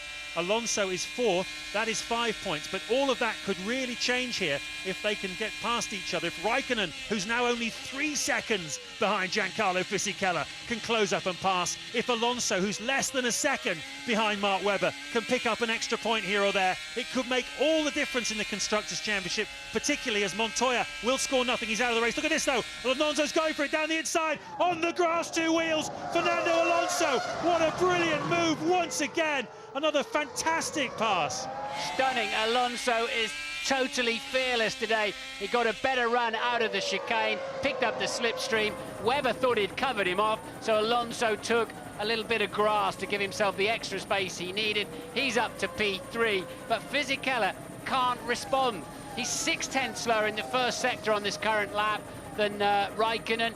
Raikkonen is just reeling him in. Fisichella seems like he mentally had this, was standing on the top step of the podium, and now just cannot respond. But look at this from Fernando Alonso. Incredible bravery. Reminded me of when Michael Schumacher put him on the grass going down to Stowe, and he just hung on in there, but didn't make the pass on that occasion. But did he get through this time? It's been a great drive from Webber too, but look, there is Fisichella, and now there is the flying Raikkonen.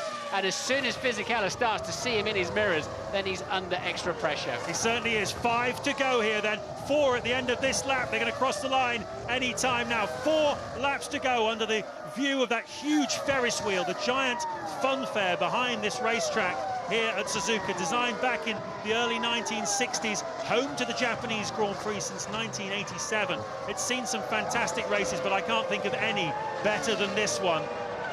53 laps of this Grand Prix have been scintillating really from start to finish. Fisichella leading Raikkonen by just 1.8 seconds, and look at how he's eaten into his lead.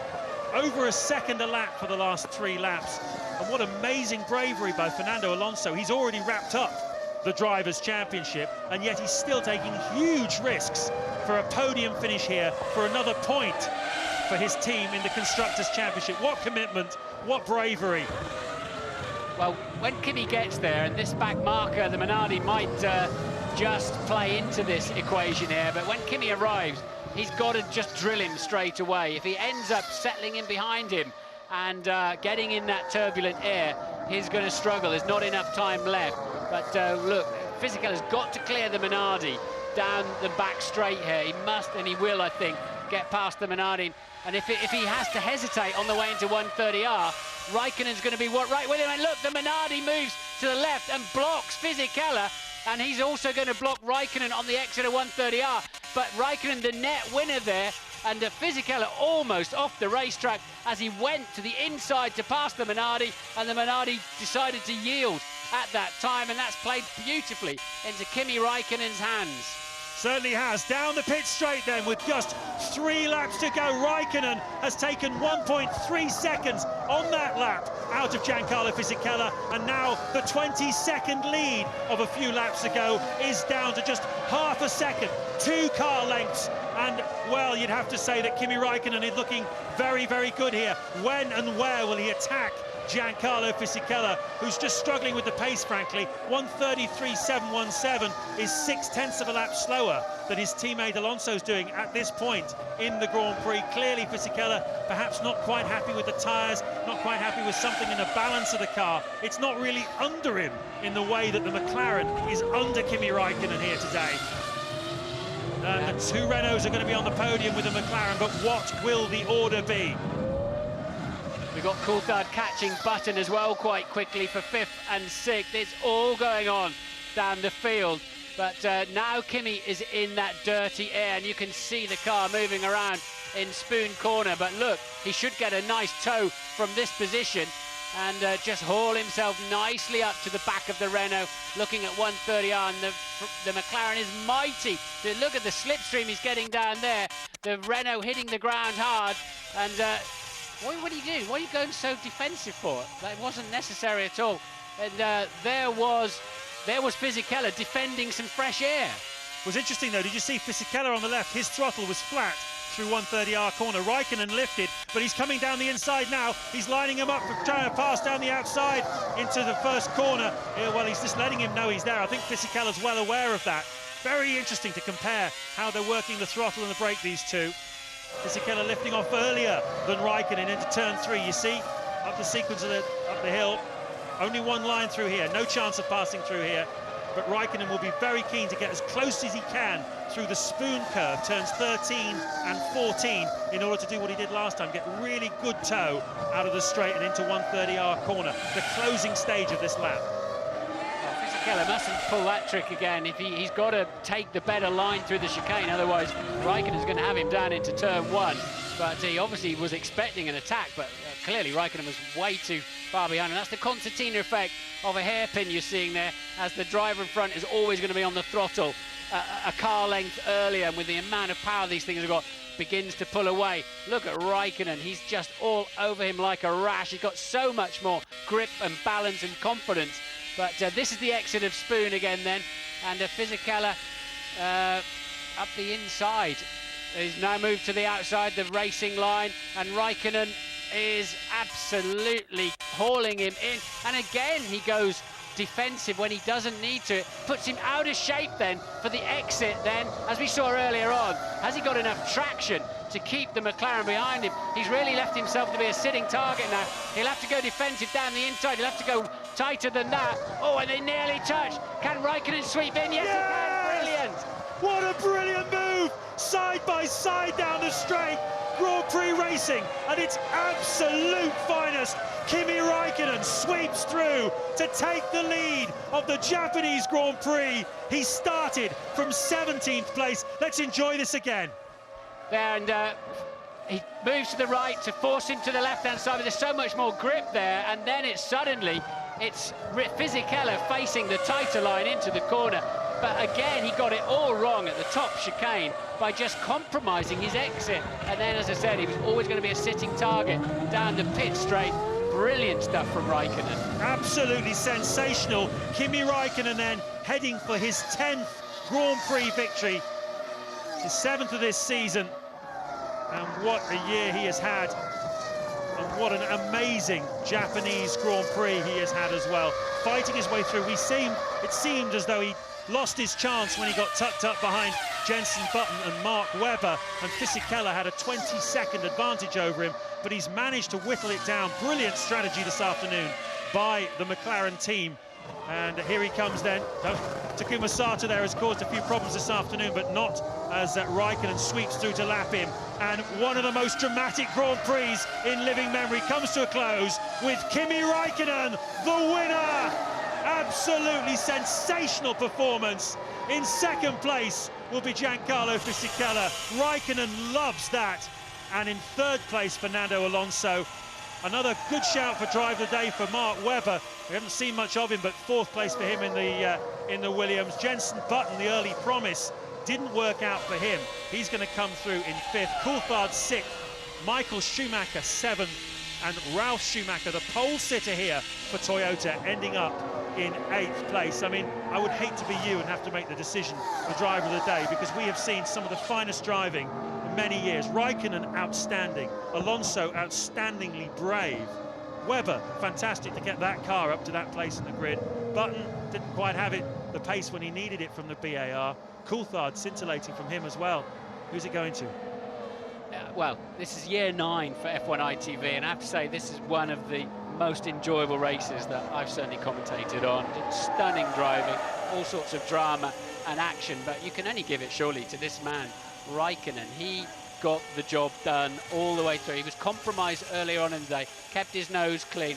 I mean, Alonso's 2 overtakes were sensational, but he's ended up 17.5 seconds adrift of them. He's behind Raikkonen. So for me, Raikkonen just edges it, but sensational, brilliant skills. What a pleasure it's been to watch that race. An absolute pleasure, especially when you consider that Raikkonen actually started behind Fernando Alonso. They were 16th and 17th on the grid, and they end up 1st and 3rd. Raikkonen first place, Alonso in 3rd, and Fisichella, who started 3rd on the grid, finishes in 2nd place in the Renault. So 10 points for McLaren, whilst the Renault team take 14, and that means there's still, I believe, 2 points between them going into the final Grand Prix. Wait for the tables to come up, but my basic maths in my head seems to suggest that that's the situation. So it's basically Montoya's crash has been more or less negated by the amazing performance of Kimi Raikkonen. There you can see then the top 10. Klien, having qualified in 4th place, finishing out of the points, and just showing again the value of experience. David Coulthard finishing 20 seconds ahead of his teammate, and a really fantastic performance by David Coulthard. Yeah, he was just a couple of seconds behind Jensen at the end of the day.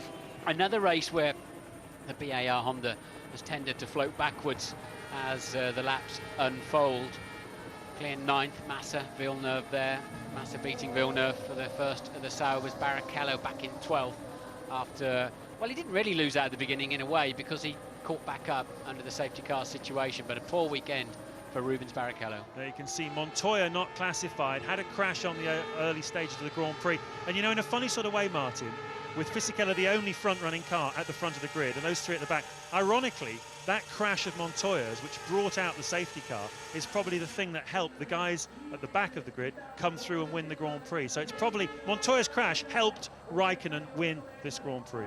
In some respects, yeah. We don't know how that would have played out, but Montoya going around the outside of a car in that final turn, which wouldn't be a smart move at any time, but surely that's one of that must be Raikkonen's finest moment in terms of a Grand Prix drive. I mean, that was just something else. Absolutely, no question. Look how much Ron Dennis loves that. We're hearing that apparently Flavio and co stormed off the pit wall, not at all happy to have lost that race. And you have to say, it doesn't look like they should have lost that race from Fisichella, but he just couldn't respond, could he? And he had the race in the bag. It was done and dusted, and he just let it ebb and slip away from him. Well, I make that Raikkonen's 7th victory of this championship. Alonso has won 6. There you can see confirmation. My basic maths was correct. The situation has turned around then.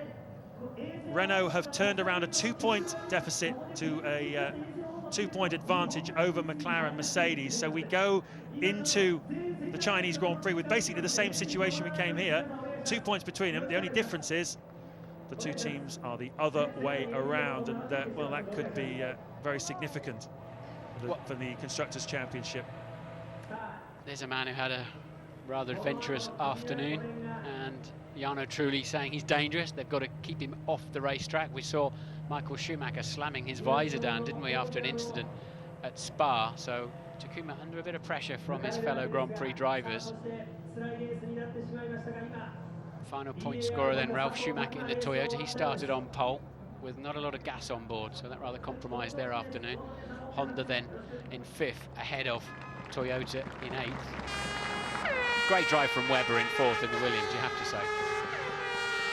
Yeah, Jenson Button there, little chat with Takuma Sato.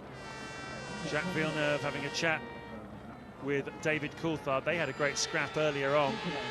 Masso again winning the battle of the two Sauber drivers. Villeneuve in the end just 0.7 of a second behind his teammate, 10th and 11th places. All that effort for 10th and 11th, but here is the hero of the day.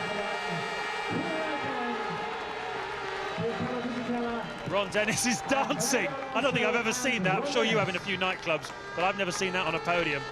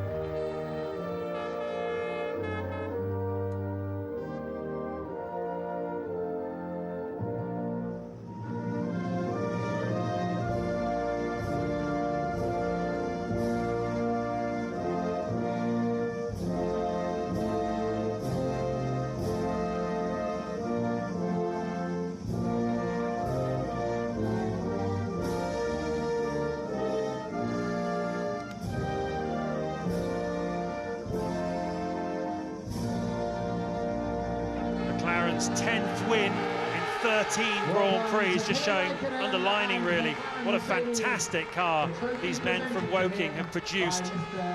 And, well, they've had some problems with engines. Raikkonen, I remind you, recovering from an engine failure on Friday to win this Grand Prix. Yet again, he's been able to put that handicap behind him. He had to go 10 places back on the grid, that was the idea, but of course the weather intervened there as well. But what a story for him. Ron Dennis picks up one of the most treasured trophies, I think. He loves it, doesn't he? Well deserved, Ron. Quite rightly very happy about that. That's a big save there for the team this afternoon from Kimi Raikkonen. He'll qualify last in China next weekend. Montoya will have to qualify first, so depending on weather conditions as to how that plays, but Fisichella knows that that one he let slip away. Takikawa, the president of the Japan Automobile Federation. Fernando Alonso, world champion, doesn't look terribly happy. A bit of a contrast to the Brazilian Grand Prix of 2 weeks ago. But, well, he was heroic as well today. Some amazing overtaking manoeuvres. Ron Dennis scarpers. Raikkonen has a big slug at the end of a wonderful Grand Prix. Without exaggeration, this was a classic. It was the day when the runner-up in the World Championship showed that he is the man. Thank you, James. Thank you, Martin. In the land of the rising sun, it is Kimi Raikkonen who feels the warmest glow. Renault definitely not happy with Fisichella. At least they are back on top of the constructors' charts. For my money, you have just seen comfortably the best Grand Prix of the year. You are back with us at Suzuka, a classic circuit. We have enjoyed a classic Grand Prix as well. Kimi Raikkonen taking Giancarlo Fisichella on the 53rd and last lap of the Japanese Grand Prix. A magnificent drive from the Finn. Don't forget he was docked 10 places after an engine failure as well. 10 points for Raikkonen. It's 14 for the Renault drivers Fisichella and Alonso. That might just soothe the disappointment of Fisichella failing to win here. Webber, excellent recovery in the Williams for 4th. Button down in 5th place. David Coulthard, good drive from Coulthard. He's been on the podium here 3 times. And then the brothers Schumacher, 7th and 8th. Trekking in the Drivers' Championship. What it means here is that Michael Schumacher has overtaken Juan Pablo Montoya, and Ralf Schumacher has popped past Barrichello. But of course that championship is pretty much done and dusted at the top anyway, although it's still pretty competitive for those places lower down. But let's have a look at the constructors. Just one race to go in China. It is next weekend, and the gap at the top there is just 2 points between McLaren and Renault. Renault going for a win double to follow on from Alonso's individual title, and Ferrari getting the ton up here today, 100 points for them. Tony, we have an embarrassment of riches to look back on in that Grand Prix. We could be here for all of Sunday, couldn't we? We'll look back at some of those incidents in a moment, because Louis is with a fellow who got very, very emotional. Did a bit of dancing as well on the podium, the McLaren boss, Ron Dennis. Ron, just how much did you enjoy that one? A lot. I think the best race of his career. Very proud for the team. Bit of emotion. A lot of emotion. I mean, it's really got to you, this one. Explain to us why. You know, when you qualify so badly and the circumstances are as they were, you really have to dig deep to find the best solution every single lap, you know, and your as strategist just did a fantastic job. These things unfold, and nothing should ever take anything away from Kimi, but it was a tremendous team victory. And some fantastic overtaking manoeuvres going on out on the track as well. Yeah, I mean, it was just, I think, his best race ever. And, of course, puts us back in contention as the constructors. You know, obviously, you have to close off the accident as soon as it happens. There's no point in making any comment about it. The simple fact is that, you know, the stewards will decide. We have an opinion, but I think their opinion will concur with us. But you know, it's just a phenomenal win for us, and obviously very important. Thanks very much, Ron. Well done. Rarely seen him that emotional. He's very much a corporate man, isn't he, Tony? But this one means a lot to Ron Dennis. I think also because he's forged such a relationship with Kimi Räikkönen. It's almost like the relationship that he had with Häkkinen. You remember Häkkinen could bring him to tears as well. Because Häkkinen could pull off some amazing manoeuvres, like that amazing one he did with Schumacher at Spa, you know, 4-5 years ago. That took our breath away, as did Räikkönen's move today, as did Alonso's. And that's really got to Ron, because he's a racer, and this has got him so excited. But when he gets emotional like that, and he couldn't talk. I've not seen him like that for a long, long while. And this is what stirred Ron Dennis's emotions and got all of us out of our seats right at the end of the race, the start of the last lap, and Kimi made his move. But Kimi's whole manoeuvres and his progress were inexorable. Look at that. They almost touched there as he shaved past. He feinted inside, he feinted outside, and he had to stick to the outside when Giancarlo Fisichella stuck to the inside of turn 1-2. We said it'd be tough to overtake through there, but Kimi showed that it could be done, and so did Fernando Alonso. Those two boys today, they're the new guard. They were fantastic. Thank you, Tony. We have heard from the boss. Let's hear from the gladiators in the press conference. Kimi, a sensational win from you from 17th on the grid. First of all, talk us through the first lap. I think a bit of contact with your teammate Juan Pablo Montoya. Well, yeah, there was quite a lot happening in the first and second corner. So I was turning in the second corner, and Montoya touched me on the rear wheel a little bit and got sideways, and he got past me. But luckily enough, we didn't damage our cars, so it was all right. And the first lap was quite exciting anyhow. But I ran wide in the chicane, and then unfortunately for him, something happened to him and he went off, but otherwise it was a good race. Well, then some sensational mid-race competition between you and your friends Fernando Alonso and Michael Schumacher. Yeah, I was behind them, but unfortunately we had a slight problem with the gearing, and the seventh gear was a little bit too short, and every time when I got really close I started to hit the rev limiter, so it was very difficult to get past the people, but in the end, the car started to get better and better all the time, so we were able to catch up then in the later part of the race. Well, it looked like a phenomenal move right at the end there on Giancarlo. Talk us through that. Yeah, just before my last pit stop, I was able to go fast, and I pulled a little bit cap, and then I was not too far behind anymore when I came out, so I thought that maybe I have a chance to catch him up and try to overtake, and just into the last lap I was able to get him on the main straight, and then I started to hit the rev limiter again, but I just kept it. I went as quickly as I could outside in the first corner, and luckily I made it through, so it was very good. Well, obviously a disappointment not securing the Drivers' Championship, but how does this race rank in your mind in terms of enjoyment and achievement? Of course, it was a much more difficult win than any other my wins, but in one way it's more nicer when you need to really fight for it. So it's for sure it's one of the best ones, and it was great, even with the problems in the practice with the engine and 10 place penalty and all the problems in qualifying with the weather. So we were still able to win, and now we have perfect place for the qualifying in the last race. Well, congratulations, a sensational win. Giancarlo, congratulations to you too. A great result for Mile 7 Renault, taking the lead again of the Constructors' Championship by 2 points. Talk us through the day from your point of view. It looked as if the win was there for you. Yeah, I did a very tough race. I mean, not tough, but I knew Kimi was quick and was catching me up. And honestly, I was pushing 100%, but it was much quicker than me. And at the end, it was in the last 3 laps, it was behind me. And in the main straight, it was much, much quicker than me. Maybe because I was a bit slow at the exit for the chicanes in the other hairpin. But anyway, I did my best. Second for me is good anyway. And we are ahead again on the Constructor Championship, and it's good. Ralf Schumacher took an early lead. Did you realize early on that he's on a much lighter fuel load?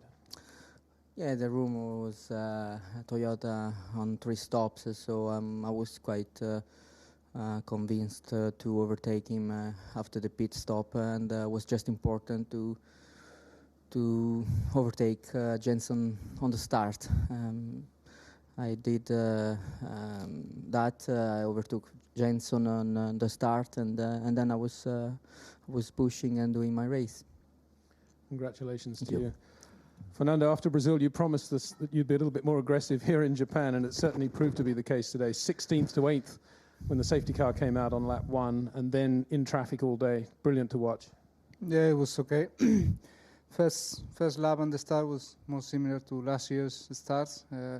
Obviously, there is not anymore the championship on mine, and I don't need to take care about anything. So I really went for it, and it was good. But then I was quicker than the people in front of me. I overtook them, Michael and these guys, and then I pit, and unfortunately they overtake me again in the extra laps.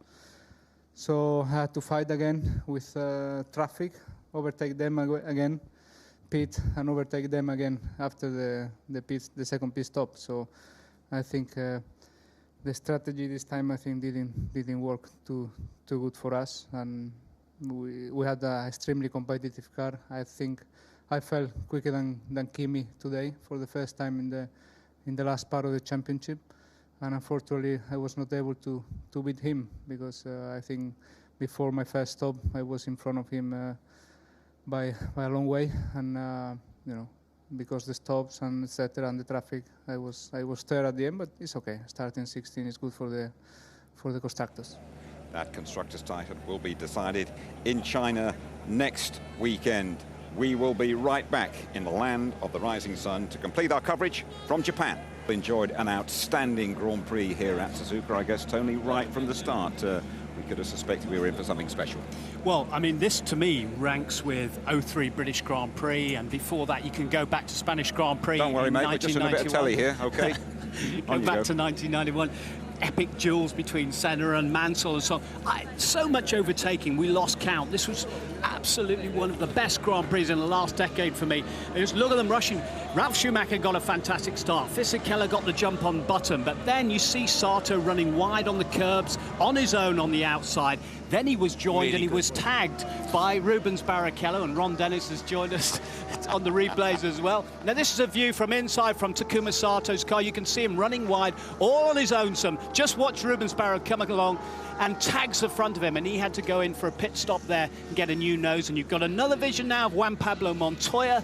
He was tagged, in fact forced out by Villeneuve, it seems to be, and that was a big smash for Juan Pablo Montoya, and no points in the constructors from that car. I'm going to stop you just in full flow for a moment. Ron has joined us, sneaking in here. You've had a little look at the action there. Ron, any thoughts now? I know it's probably not the best bit of television. I think the stewards will decide. I think we have a pretty clear understanding of what happened, and of course we have Juan Pablo's opinion, but it's really for the stewards to have a public position. He was very upset with Jacques Villeneuve, wasn't he? Well, I think it was pretty clear to any seasoned motor racer that, you know, maybe you could argue that Juan Pablo shouldn't have been there, but the thing is he was just, you know, he didn't even know he was there and he just drove out, forced him off, I think. But, you know, it wasn't deliberate, but it was a bit unnecessary. You've recovered your composure a bit. I got something that might make you break up here, though, a little bit, because we got to the moment when Kimi went past Giancarlo right at the last lap. Well, you know, obviously a great overtaking manoeuvre, but I think the difference between this and some of the other manoeuvres, of course, it's taking the lead on the last lap, and that's where the pressure is. You know, it's holding the pressure, not overcooking it, and taking the lead. It's a phenomenal drive. Probably the best of his career. Very good team effort. I think very, very good strategy. And of course, the strategy we had to vary. You know, traffic was quite difficult, but end result was great. Just finally, what is it that has really touched your heart, got to the inner core about your win here? Because you've had a few over the years, haven't you? Well, you know, we want to win the Constructors Championship. A couple of points behind, but you know, and it's a little tough having Juan Pablo qualifying first, but you know, we have the speed to do it, and we'd rather not do it from the back of the grid next time, and because it was a difficult night's sleep. It's exciting when you do it from the back of the grid. We'll see you in China, Ron. Thank you very much. I get the feeling you're going to have a good night here. Thank you. Okay. Come on then, Tony, you get back on it, and let's have a little look at the next incident, and Mr. Trulli and Sato involved, and well, they were very, very upset, Trulli, with Takuma Sato here. Well, we've heard the comments. Those people that heard the interview during the race, Jarno Trulli said he doesn't know what he's thinking when he's driving. He shouldn't be on the track. We had an incident earlier in the year at Spa where there was a tangle with Michael Schumacher, and Michael Schumacher tapped him very lightly on the top of the helmet. And we have had other incidents with Rubens Barrichello last year, and of course with Ralf Schumacher at Bahrain as well. But Sato is frustrated. He's trying to do as well as he can here. He wants a job, doesn't he, next year, by the way? He needs a job, and he is just driving desperately. He needs talking to. Overtaking here was fantastic. You made the point how hard it is to overtake, and it just makes the incidents that we've seen really underlines how exceptional they are. And here is Alonso and Schumacher won, I suppose we have to say. Yeah, but this is old guard, new guard. This is, you know, battles from the past of 2 years ago when Michael Schumacher pushed off the young pretender at Silverstone going into Stowe Bend. And here you see Alonso just really shadowing him. Look, it's so close. He's taking such a risk. He has no air there on the front of his car. He's losing all the downforce, and he toughs it out round the outside. Said, take that right across the bows. And he said that adds value to me to win the championship and beat Michael Schumacher like that. He loves it. You were spot on to be a bit downbeat about Jenson Button's chances, and he got taken in the pits by Webber, didn't he? And that put Webber ahead of him at the end. You see, characteristic of the race for the BAR Honda has been it dropping back during the races. It's not using its tyres properly. The aerodynamics is not proper. And here we are, the two guys that come in from first and second at the time on the track in the pit stops. Who would they get out? Dueling down the pit lane, but Webber's ahead. And this is the team that Jenson Button has spurned. He's staying at BAR Honda. Webber gets ahead of him and ends up in a superb fourth place. And he had his first podium this year at Monte Carlo. That's great for Webber. The Williams guys will really like that, won't they? And again, I mean, all the excitement right at the end. And Alonso with a dream move on Webber too. Yeah, now this again was a fantastic move. And then we go, you know, these guys worked together at Renault. You have to remember Webber was the test driver there. He knows him very, very well. And he'd managed to keep him at bay. Mark Webber is a great racing driver, but this man, the new world champion, is a superstar. And with all the gloves off and with no rev limit, look at that onto the grass. Now, that is reminiscent of Mansell and Senna in 1991 in Spain. There was nothing between them. They almost touched. Oh, my goodness me. Kimi Raikkonen, though, we have to have the last word about him. I mean, absolutely wonderful late, and he won the race, didn't he? Brilliant. Well, absolutely beautiful. And I think, you know, he has made the absolute move of the decade for me. It just about betters the move that we saw, you know, with Schumacher, and that pass that we saw all those years ago at Spa as well, and to win like that. I think he's really, really pleased, but he's won more Grand Prix now than this year's world champion. Tony, thanks for your contributions throughout the season. Great insight from you, as always. Let me just remind you about our competition. And if you went with us for the pre-race show, you can win a very special £35,000 car. All the competition details are on our website. Alonso, youngest world champion ever, driving for which team? A, Ferrari, B, McLaren, or C, Renault? 0901 293 2020. Text F1 plus A, B, or C to 63337. Check on the website for all the details if I were you. Matt Smith is here with the championship a bit later this morning at 11:30. Rerun of the Grand Prix 2 this afternoon. The highlights just after midnight.